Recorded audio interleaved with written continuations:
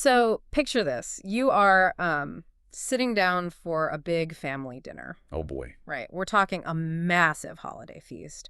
All your relatives are there. The good plates are out. The conversation is flowing. Sounds lovely so far. It is.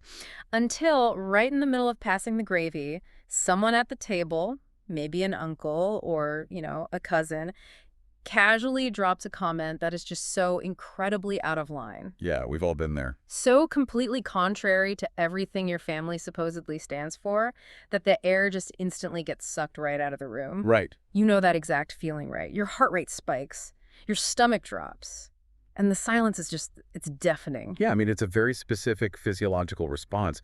Your body is basically reacting to a social disruption, as if a physical threat just entered the room. Exactly. And in that fraction of a second, you have a choice to make. Do you just stare down at your mashed potatoes, chew quietly, and keep the peace? The easy route. The very easy route. Or do you put your fork down, look them in the eye, and say, we don't do that here? Which is terrifying. It is an incredibly uncomfortable position to be in, but it's a position that almost everyone listening right now has experienced in some form. So today, we are focusing our deep dive on that exact agonizing choice between the mashed potatoes and speaking up. It's the classic ancient dilemma of in-group accountability. Yeah. I mean, the stakes always feel monumentally higher when the call is coming from inside the house, Absolutely. Because when you critique an outsider, your group rallies behind you. It actually strengthens the tribal bond. When you critique the group itself, You risk complete exile. exactly, you risk losing everything. And we are examining this through a really short but highly provocative blog post written by Jamin Bradley. He is a pastor, a theologian, and an author based in Jackson, Michigan. Right. So our mission today is to explore the incredibly heavy burden of holding your own community accountable. We're looking specifically at a pastor's internal and external struggle with the modern church. Which is just a fascinating lens because, well, while the context of Bradley's writing is deeply rooted in his pastoral ministry, this isn't just a critique of religion. No, not at all. What we have here is, honestly, a masterclass in the psychology of group identity, the mechanisms of accountability, and the really heavy, often lonely cost of being a whistleblower in a community you deeply love. Yeah. I mean, the mechanisms at play here apply to a corporate boardroom or like a neighborhood association just as much as they apply to a congregation. So true. Yeah. So we're going to jump right into this specific incident that prompted Bradley to write this piece. Because to understand his ultimate argument, you have to understand the intense resistance he was facing. Right. You need the context. So Bradley had just finished preaching a sermon where he pointedly called out the church's lack of justice. And almost immediately after he steps down, he is confronted by someone in his community with a very pointed question. Yeah, they didn't hold back. No, they didn't. They ask him literally, why are you calling the church out and making them look so bad? Right. And this critic doesn't stop there.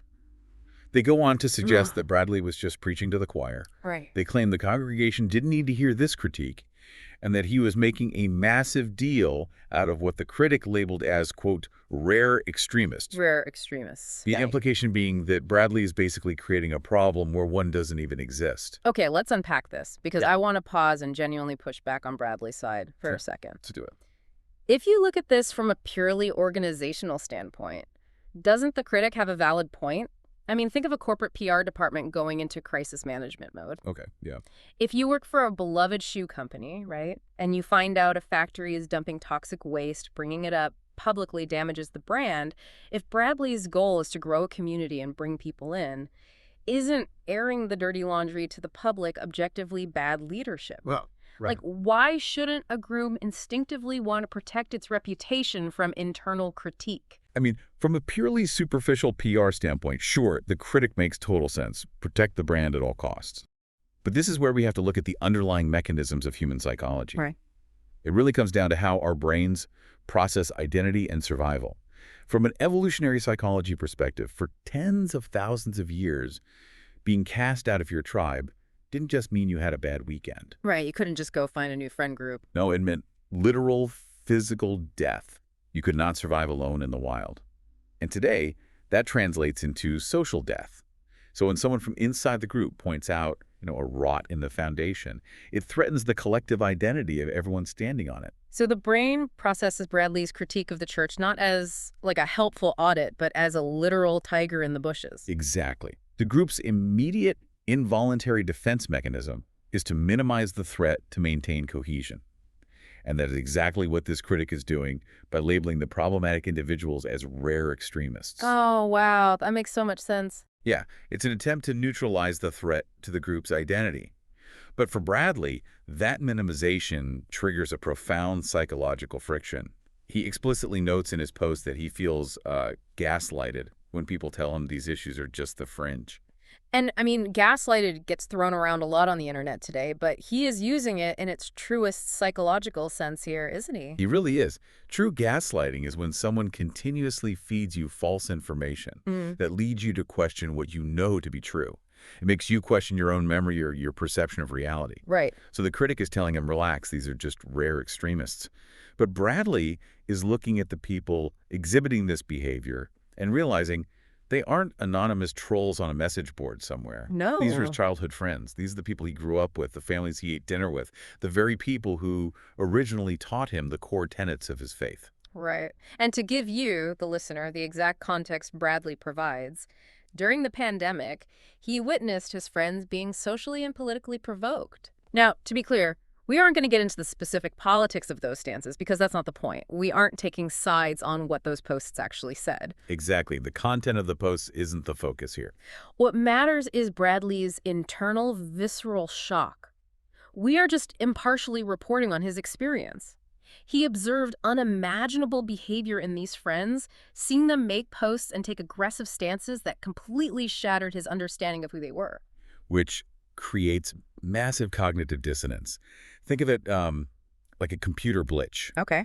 Bradley's brain is trying to run a legacy software program like the deeply ingrained memory of the kind, faithful friend he grew up with. But it's trying to run it on an entirely new, corrupted operating system. The provoked, extreme behavior he is witnessing in real time. Right, and the system just crashes. Yeah. The two realities cannot coexist. Sure. So when a critic tells him to ignore it because it's just a rare fringe, the gaslighting effect is severe. Bradley knows it's not the fringe, it's his own family room. Yeah, and because these are the people in his inner circle, he can't just log off, brush it off, and move on. He is tethered to them. He's stuck. But wait, if the friction is so high and speaking out threatens him with this evolutionary social death you mentioned earlier, why doesn't he just leave? Right, why not just walk away? Exactly. Why stay and fight a losing battle? Which leads us right into the core of his dilemma. So what does this all mean for the people outside the church who are watching this unfold? Because in our digital age, staying quiet and eating your mashed potatoes isn't just keeping the peace anymore. No, it's definitely not. In a hyper-connected world, silence is functionally viewed as complicity. Yeah. What's fascinating here is how Bradley refuses to just walk away, and instead he breaks down his motivation for breaking the silence into two distinct, non-negotiable reasons. Okay, let's hear them. So first is the external, which he calls the evangelistic reason. He recognizes that unbelievers, people completely outside his faith, are scrolling through their feeds and seeing these exact same aggressive, extreme posts from his friends. And if you are an outsider, right, and you see someone with a Christian bio screaming extreme rhetoric, and no one from their community is checking them, what else are you supposed to think? Exactly. You're going to assume that this is exactly what the entire group stands for. It's the mechanics of a loud minority hijacking the microphone. It happens all the time. If 90% of a group is moderate and quiet, and 10% is extreme and screaming, to an outsider, the group is 100% screamers.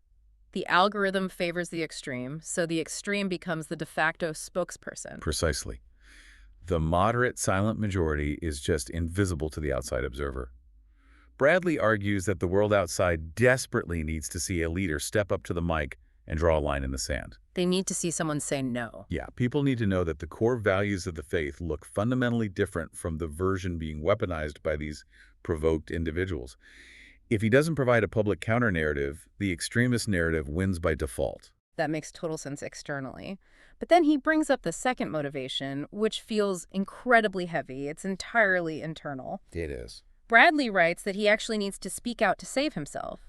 He states bluntly that if he allows this kind of behavior to go unchecked in his own camp without saying anything, he becomes complacent. He says, quote, "I can't handle that." Yeah, and what he's describing there is the avoidance of moral injury. Moral injury. Yeah, moral injury occurs when you perpetrate or fail to prevent or even just bear witness to acts that transgress your deeply held moral beliefs. Wow. Okay. So if Bradley stays quiet to protect the institution's PR, he might save the brand, sure, but he destroys his own conscience. The internal rot of knowing you co-sign toxic behavior through your silence is, well, it's a burden he just refuses to carry. I really want you, the listener, to think about that in the context of your own life. Have you ever been part of a community, maybe a profession, a fandom you love, a political group, or even just a tight-knit workplace that started getting hijacked by a toxic few? It's a terrible feeling. How did you handle that pressure? Did you feel that overwhelming urge to just keep your head down so you didn't make the group look bad? Or did you feel that internal friction Bradley is describing, that sickening realization that your silence was being used as an endorsement? It requires an immense amount of integrity to endure the friction of holding your own community to its stated standards. It really does. And for Bradley, this refusal to stay silent isn't just a matter of sociological observation or, like, personal ethics. He traces this imperative all the way down to the bedrock of his faith. Yes.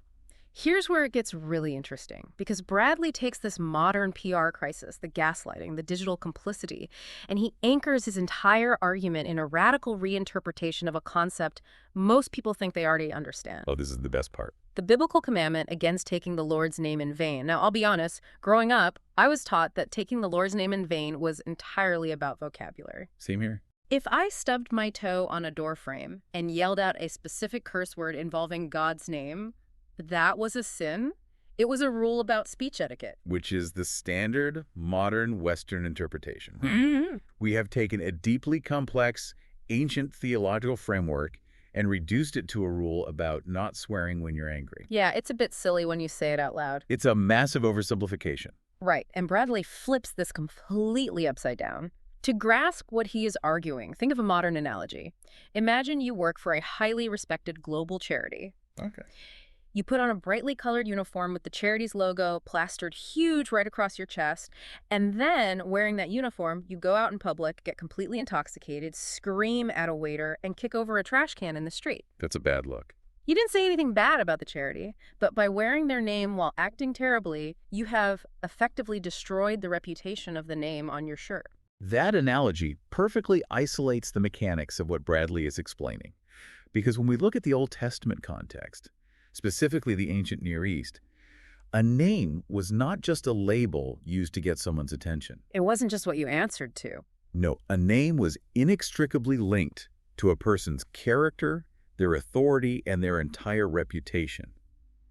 In the ancient world, your name was practically a legal binding of your essence. So when the Israelites were commanded not to take the Lord's name in vain, it had nothing to do with what they shouted when they dropped a hammer on their foot. Exactly.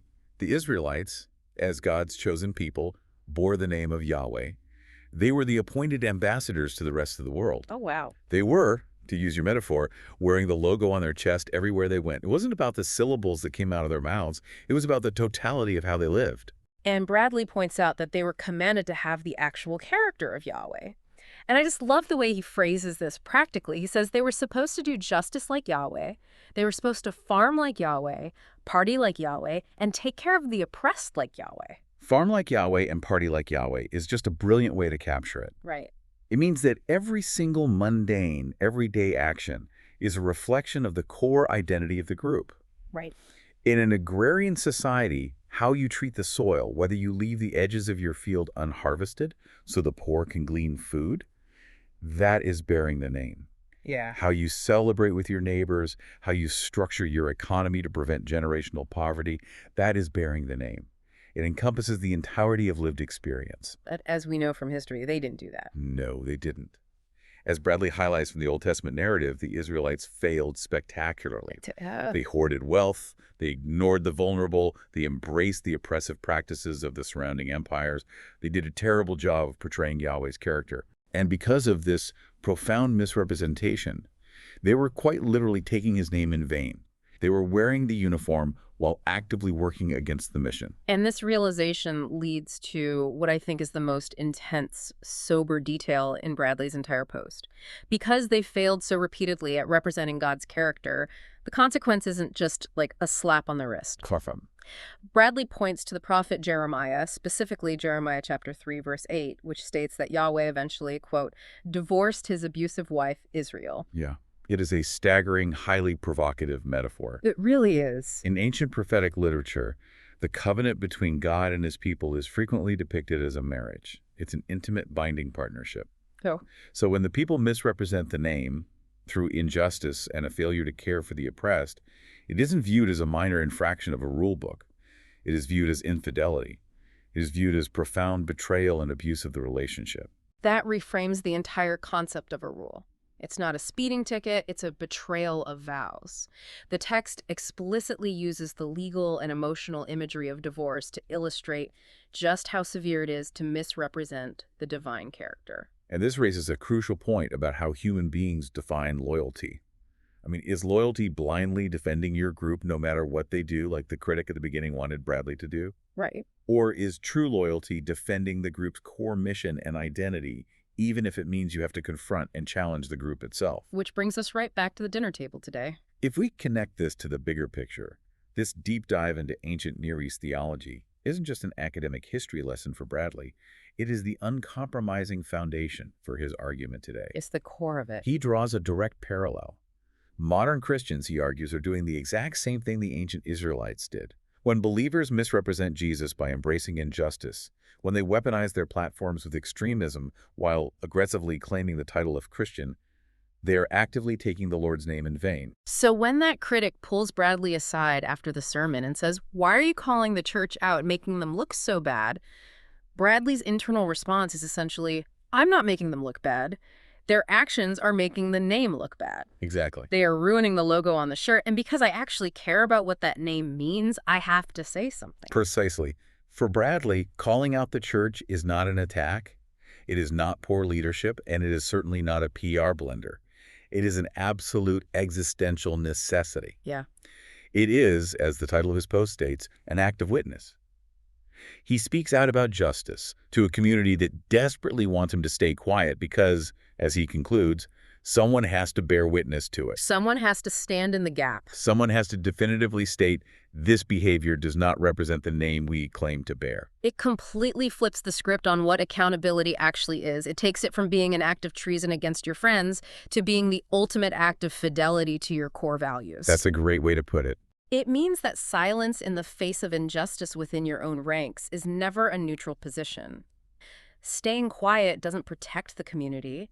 It actually allows the community's true identity to be eroded and hollowed out from the inside. Right. Demanding accountability, as wildly uncomfortable, painful, and isolating as it can be, is actually the highest form of protecting what a community is truly supposed to stand for.